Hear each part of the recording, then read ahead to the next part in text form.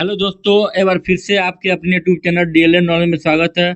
हम इस वीडियो में डीएलएड प्रथम सेमेस्टर प्रथम प्रश्न पत्र बाल विकास से रिलेटेड कुछ इंपॉर्टेंट क्वेश्चन लेके आए हुए हैं जो परीक्षा के दृष्टिकोण से बहुत ही आवश्यक है। चलिए चलते हैं पहले क्वेश्चन की तरफ। हमारा पहला क्वेश्चन है कि जब बालक किसी तथ्य कार्य को दूसरे बालक के तथ्य कार्य को देखकर उसकी तरह सीखता है तो यह सीखने की कौन सी विधि कहलाती है? तो निरीक्षण विधि कहलाती है, देख के सीखना। ठीक है, आगे बढ़ते हैं।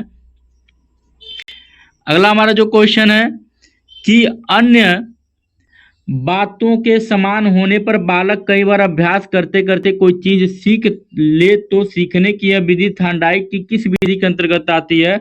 तो प्रयत्न एवं भूल विधि के द्वारा होता है। ठीक है, ये थार्नडाइक का एक नियम है, विधि है। आगे बढ़ते हैं कि हमारा क्वेश्चन है कि जब एक कुत्ते के सामने पहली घंटी बजाई जाती है, फिर उसी के सामने भोजन का टुकड़ा दिया जाता है और कुत्ता लार स्रावित करता है, यह प्रक्रिया कई बार होने के बाद प्रयोगकर्ता द्वारा घंटी बजाने की बिना भोजन दिए ही कुत्ते द्वारा लार स्राव करने किसके और कौन से सिद्धांत के अंतर्गत आता है? जिसका जो सही जवाब हो जाए, ये पावला का नियम था और संबंध प्रक्रिया का सिद्धांत है, ये इसका सही जवाब हो जाएगा। ठीक है, आगे बढ़ते हैं कि जिन प्याजे ने बालक के संज्ञानात्मक विकास के अंतर्गत अनुकूलन क्रिया का विभाजन किन दो उप प्रक्रियाओं में किया है? जिसका जो सही जवाब हो जाएगा, पहला होगा आत्मसात्करण और व्यवस्थापन हो जाएगा। ठीक है, आगे बढ़ते हैं कि जिन प्याजे द्वारा प्रतिपादित बालक के संज्ञानात्मक विकास से संबंधित तीसरी अवस्था क्या कहलाती है? ये क्वेश्चन पूछा जा चुका है। जिसका जो सही जवाब हो जाएगा वो अमूर्त संक्रिया काल कहलाता है। ठीक है, आगे बढ़ते हैं कि बालक के संवेगात्मक विकास से संबंधित विकासात्मक सिद्धांत का प्रतिपादन किसने किया था? ये भी क्वेश्चन 2015 में पूछा जा चुका है। जिसका जो सही जवाब हो जाएगा, जिन पियाजे ने विकासात्मक सिद्धांत का प्रतिपादन किया था। तो जिन प्याजे ने किया था, इसका सही जवाब हो जाएगा जिन प्याजे। अगला जो क्वेश्चन है, गिलफोर्ड ने बुद्धि के त्रियामक सिद्धांत के अंतर्गत किन तीन विधाओं में मानसिक योग्यताओं को वर्गीकृत किया है? 2015 में पूछा हुआ प्रश्न है। तो तीन विधाएं हैं, पहला है विषय वस्तु, संक्रिया और उत्पाद। आगे बढ़ते हैं कि युग ने सामाजिक अंतरक्रिया के आधार पर व्यक्तित्व को किन भागों में वर्गीकृत किया है? 2015 में पूछा हुआ है। इसका जो सही जवाब हो जाएगा, युग ने सामाजिक अनुक्रिया के आधार पर व्यक्ति को तीन भागों में वर्गीकृत किया गया, अंतर्मुखी, बहिर्मुखी और उभयमुखी। याद रखिएगा। आगे बढ़ते हैं कि वह मानसिक प्रक्रिया जिसमें संगठित और व्यवस्थित रूप में चिंतन किया जाता है क्या कहलाता है? 2015 में पूछा हुआ प्रश्न है। इसका जो सही जवाब हो जाएगा, वह मानसिक प्रक्रिया जिसमें संगठित तथा व्यवस्थित रूपों में चिंतन किया जाता है तर्क कहलाता है। आगे बढ़ते हैं, बालक की वह मनोस्थिति जिसके द्वारा वह विभिन्न परिस्थितियों में व्यक्तिगत तथा सामाजिक समायोजन करने में समर्थ होता है क्या कहलाता है? इसका जो सही जवाब हो जाएगा, वह मानसिक स्वास्थ्य कहलाता है। पूछा हुआ प्रश्न है।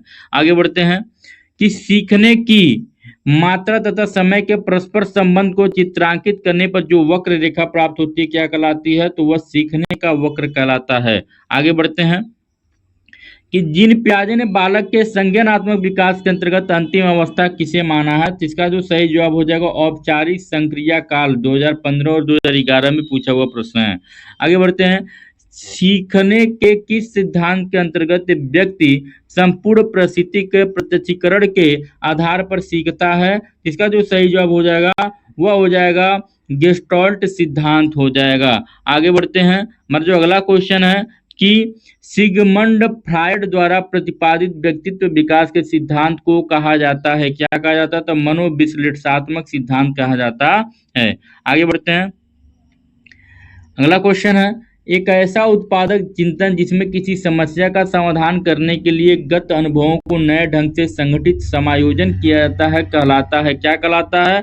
तो वह तर्क कहलाता है। आगे बढ़ते हैं कि बालक में पाए जाने वाले जन्मजात अभिप्रेरकों के नाम बताइए। 15 में पूछा हुआ क्वेश्चन है। सही जवाब हो जाएगा जन्मजात अभिप्रेरक है जैसे कि भूख, प्यास, नींद, होमियोस्टेसिस, तापक्रम का नियमन, मात्रक व्यवहार, काम, पलायन, युत्सा, जिज्ञासा, क्रीड़ा तथा हास्य विनोद आदि। ठीक है, ये सब अभिप्रेरकों के नाम हैं। आगे बढ़ते हैं कि प्राप्तांक जो किसी प्रदत्त को दो बराबर भागों में बांटता है क्या कहलाता है? तो वो मध्यांक कहलाता है। क्या कहलाता है? मध्यांक कहलाता है। आगे बढ़ते हैं, अगला जो क्वेश्चन है हमारा, अधिगम, धारणा, पुनः स्मरण तथा पहचान आदि प्रक्रियाएं किसके अंतर्गत आती हैं? इसका जो सही जवाब होगा वह स्मृति के अंतर्गत आती है। ये भी पूछा हुआ क्वेश्चन है।